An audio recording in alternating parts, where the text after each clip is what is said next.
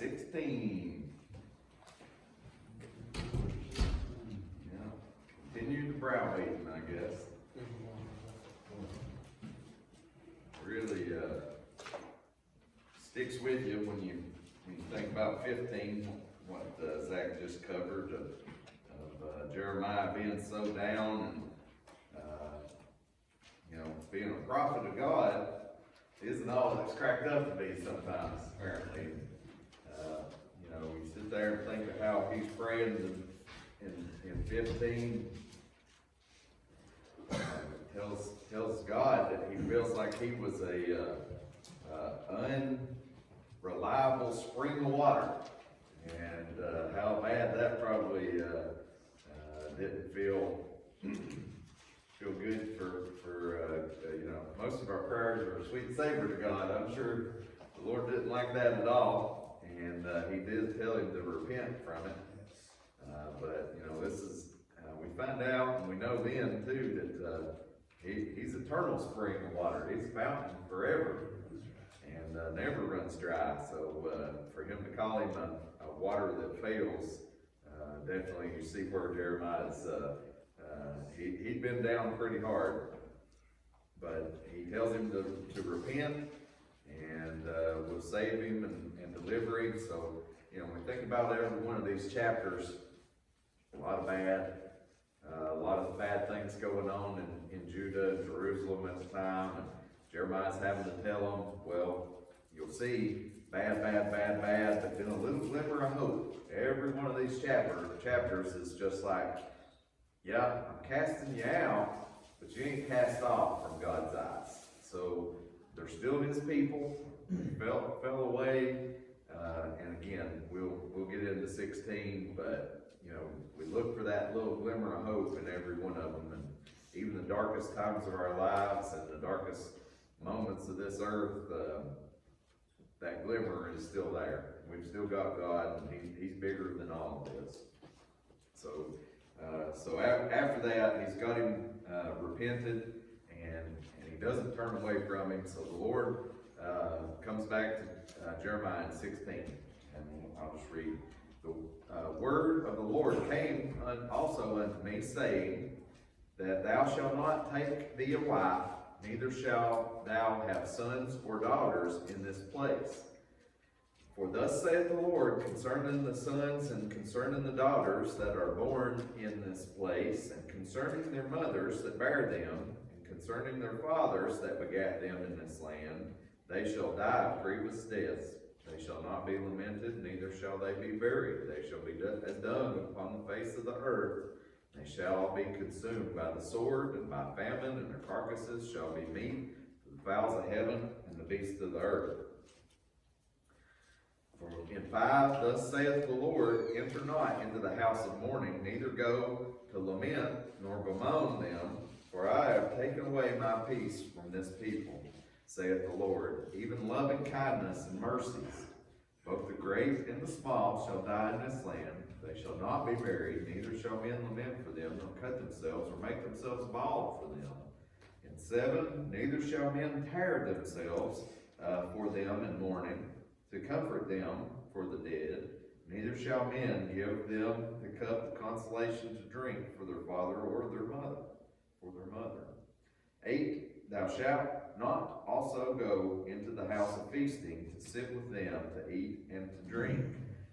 9, for thus saith the Lord of hosts, the God of Israel, behold, I will cause to cease out of this place in your eyes and in your days the voice of mirth, the voice of gladness, the voice of the bridegroom, and the voice of the bride. 10, it shall come to pass, it shall come to pass, when thou shalt shew these people all these words, and they shall say unto thee, wherefore hath the Lord pronounced all this great evil against us? For what is our iniquity? Or what is our sin that we have committed against the Lord our God? So here they are getting punished, and they're not even to the level that they realize they've sinned against God at all. They're asking why. Then, in 11, then shalt thou say unto them, because your fathers have forsaken me, saith the Lord, and ye and have walked after other gods, and have served them, and have worshipped them, and have forsaken me, and kept not my law. And ye have done worse than your fathers. For behold, ye walk every one after the imagination of his evil heart, that they may not hearken unto me. In 13, therefore, will I cast you out of this land, into a land that ye know not, neither ye nor your fathers, and there shall serve other gods. Ye shall serve other gods day and night, where I will not show you favor. 14, therefore, behold, the days come, saith the Lord, that it shall no more be said, the Lord liveth, that brought up the children of Israel out of the land of Egypt, but the Lord liveth, that brought up the children of Israel from the land of the north, and from all lands whither he had driven them. And I will bring them again into their land that I gave unto their fathers. So here's a little glimmer of hope there. In 16, behold, I will send for many fishers, saith the Lord, and they shall fish them. And after will I send for many hunters, and they shall hunt them from every mountain, and from every hill, and out of the holes of the rocks. For mine eyes are upon all their ways, they are not hid from my face, neither is their iniquity hid from mine eyes. In 18, and first I will recompense their iniquity and their sin double, because they have defiled my land. They have filled mine inheritance with the carcasses of their detestable and abominable things. 19, O Lord, my strength and my fortress, and my refuge in the day of affliction, the Gentiles shall come unto thee from the ends of the earth, and shall say, surely our fathers have inherited lies, vanity, and the things wherein there is no profit. Shall a man make gods unto himself, and they are no gods? Therefore, behold, I will this once cause them to know, and I will cause them to know mine hand and mine might, and they shall know that my name is the Lord. So that ends 16. Pretty dark and destructive. A little bit difficult to think about, but where my mind went on this morning was, we're about to celebrate our 250th year of the United States being a nation, and other than a 250th celebration or something, I've not thought about the Revolutionary War in 10 years. You know what I'm saying? It's one of those things that as generations pass, even though they were delivered out of Egypt, it gets further and further away. It sort of becomes almost a fairy tale to them a little bit. You know what I mean? So, we're not sitting around thinking, man, I'm so glad George Washington crossed the Potomac that night or whatever. We don't think about it that way. Well, the same way that they're thinking is they're not worshiping God that they delivered them from Egypt every single day just because of the time. It's just a human nature that just because it didn't happen or we wasn't living through it, that it becomes a little bit less and less important to them. Not really for our country, great country and where we've been, but you can imagine the same exact things going on in Israel at the time for the Jewish people, that the lot further you get away from being in bondage, that you don't think about who saved you from bondage. Okay, so here we are, and of course when I hear about the first part of this, where he tells Jeremiah never to take a wife or have children because of how bad the coming punishment's going to be, you've got to think about how detrimental it is, because that's what we're here for, is to be fruitful and multiply. For God to tell Jeremiah, one of his prophets, not to have any children, and to go against that, it feels like a punishment even to Jeremiah again. But we've got different levels of grief during death, and I wouldn't want to ever think about what kind of death it would be to not even be able to grieve for him. You see, he's saying that it's just going to be famine and sword, and there's going to be so much death coming forth. It actually spares Jeremiah to not have to go through all of that. So it doesn't sound like a mercy, but it is a mercy from God to tell Jeremiah not to take a wife, and because of what's coming. So then, as they tells them not just that, he says, when your neighbors are dead and these people that you know are falling away, not to go and to grieve with them. And we think about Job and how his friends came to help grieve with him after his sons and daughters got all of his stuff got taken away.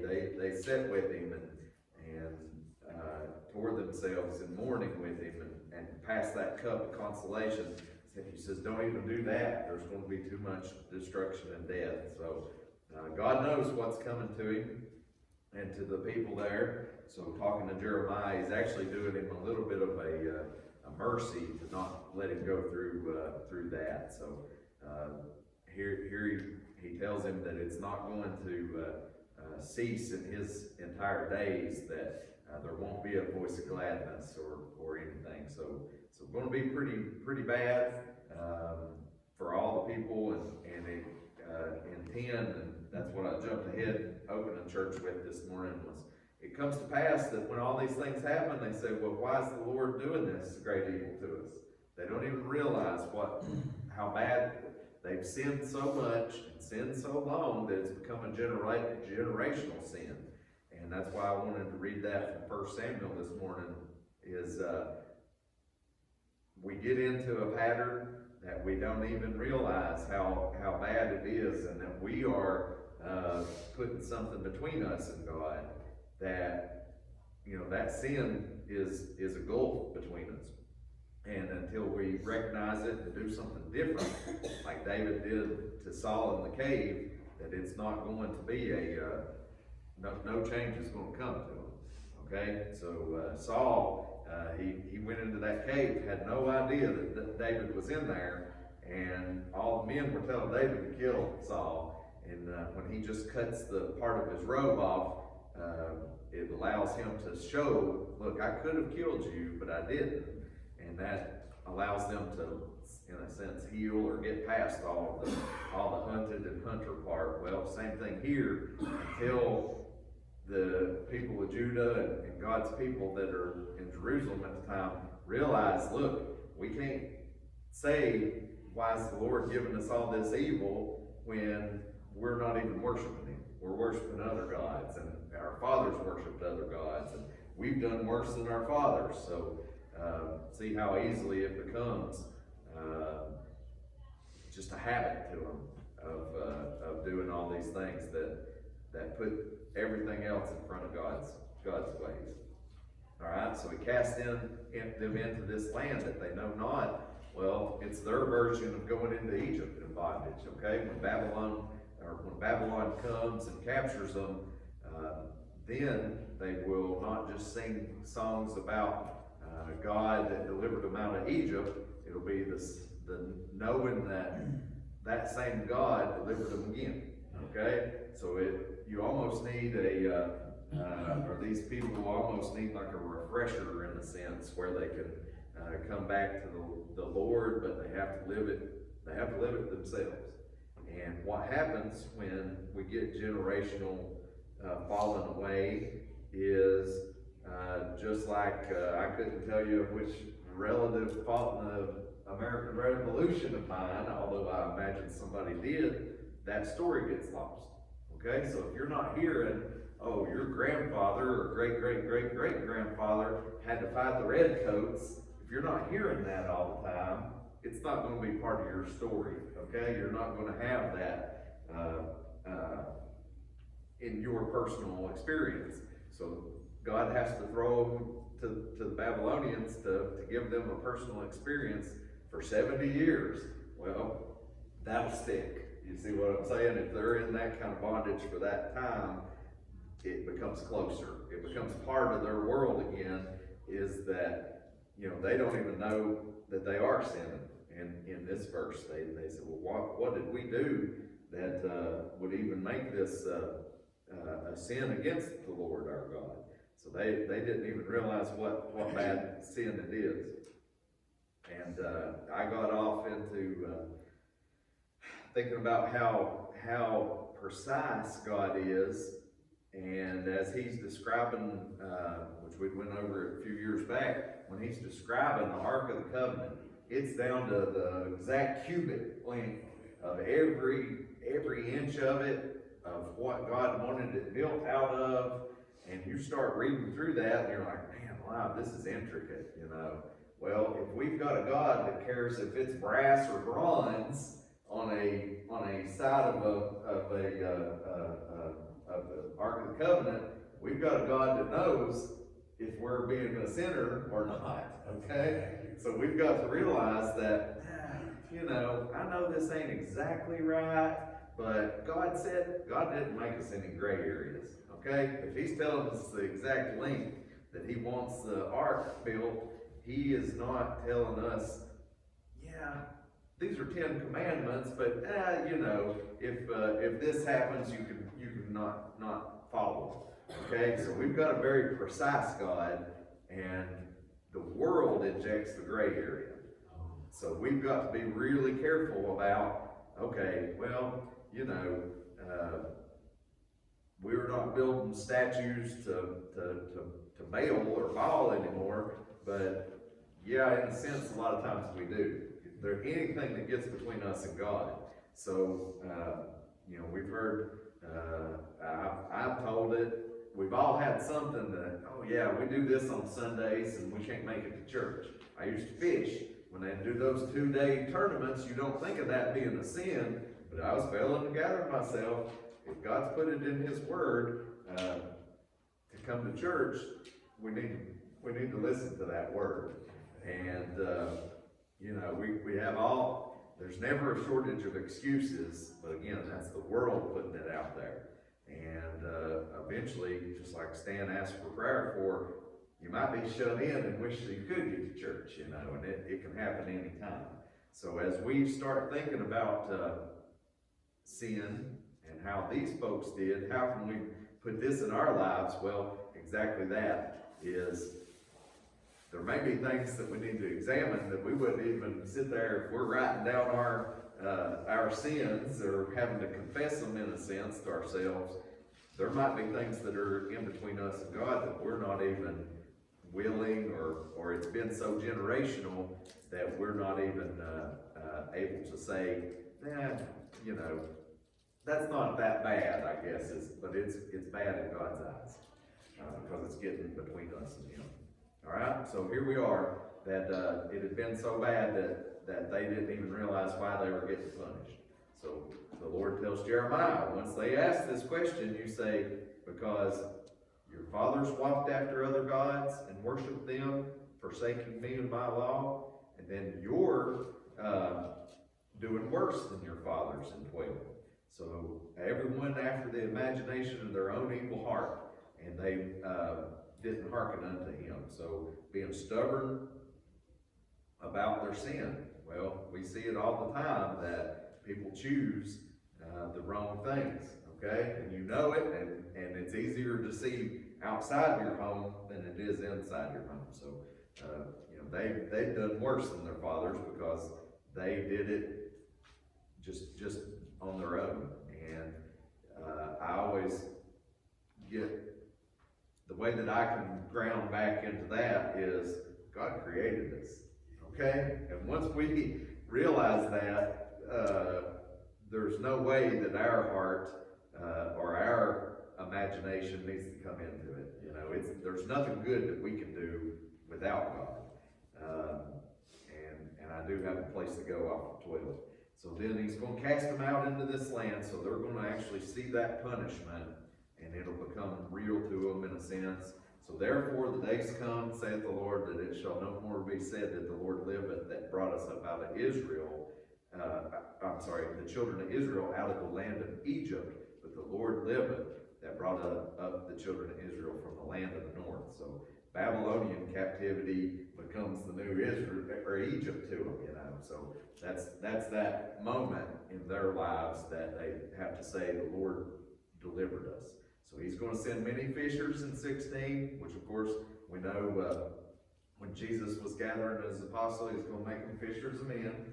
So that's a type or shadow for what Jesus wants, and he's going to bring them in from all the holes in the hills, and he does see their ways, that the sin isn't hid from God's eyes, but he will recompense their iniquity and their sin double, because they've defiled him and with the detestable and abominable things. So they've got so bad that they need this, that the Gentiles in 19, that the Gentiles shall come and say, surely our fathers have inherited lies, vanity, and the things that are no profit.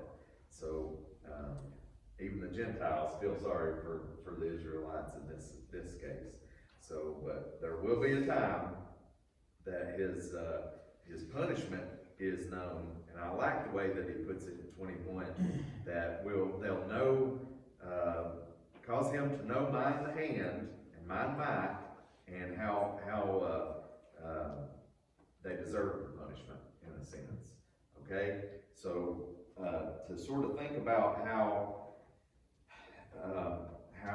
in our lives in 12, it made me think about how often we hear in the world, follow your heart. Who's heard that? You know, oh, just follow your heart and it'll be good. Well, it tells me here that the imagination, our heart is evil, okay? And I think in John 2, which I need to really study this out, is the very last couple verses of John 2, chapter 2, Gospel of John. It tells us that when John 2:23, now when he was in Jerusalem at the Passover, in the feast day, many believed in his name, and when they saw the miracles that Jesus, which he did. But Jesus did not commit himself unto them, because he knew all men. And he needed not that any should testify of man, because for he knew what was in man. So Jesus knew that our hearts are evil, okay? And he could do a miracle, and people would think that they would believe in him for that time frame. But again, just like the people of Jeremiah's time, that they weren't going to follow him like they should. So we know, and we hear all these stories about feeding 5,000, walking on the water. I mean, everybody you know has heard about Jesus. That's right. But who's actually following him, right? So it's one of those things that I'm sure the further they got away from him, that Jesus didn't commit unto them because he already knew them. He knew their hearts were evil, and he knew they were going to be turned away from him. So it took him rising from the dead, and for us to continue to believe that, again, we think about that being 2,000 plus years ago, when we've lost a lot of the stories. And like, again, I don't know who's ever fought in the American Revolution, but I know what Jesus did for me, right? So those are the kind of stories that stand the test of time, and we've got to hold that up. So I found a lot in this 16th chapter of why we get punished, and you know, we always want to say, or our initial flesh reaction when something bad happens is, why God? Why God? Well, Dr. Adrian Rogers, that I always listen to, the late preacher, he said, you got to change that. It's got to be what? What, God? What are you trying to shed light on? What are you trying to tell me? What do I need to do? It's not why. We don't deserve anything. It's grace and mercy that saves us. Amen. So we can't, you know, everything that we do is filthy rags, okay? And as I was studying, and of course I might have mentioned it, but I work with some folks that are Catholic, and Catholic Bible has 7 extra books than ours does in the Old Testament. And I wasn't really familiar with it. Well, one of them that was quoted to me in some newsletter. It's got a lot about our works, okay? And the Catholics put a lot of emphasis on the works that you do can save you. And, but, you know, you read these kind of things, and if it's not mercy and God's will, we're not doing anything for you, you know? So it's one of those that, good to research and good to look at, but I love how the Lord knows that we're going to ask those questions. The Lord knew that Jeremiah was going to get really down and depressed and call him an unfaithful spring or an unreliable spring, waters that fail. Well, he didn't turn away from him. He didn't leave Jeremiah's life forever. It probably hurt the Lord to hear it, but he gave him, showed him that he would deliver him, showed him that he would save him. But that's where we get when we're as down and beaten down as this world can get to us, that we ask God why, and we shouldn't ever be asking him why. Everything works for good is what we've got to realize. So it's you find something good out of all of it.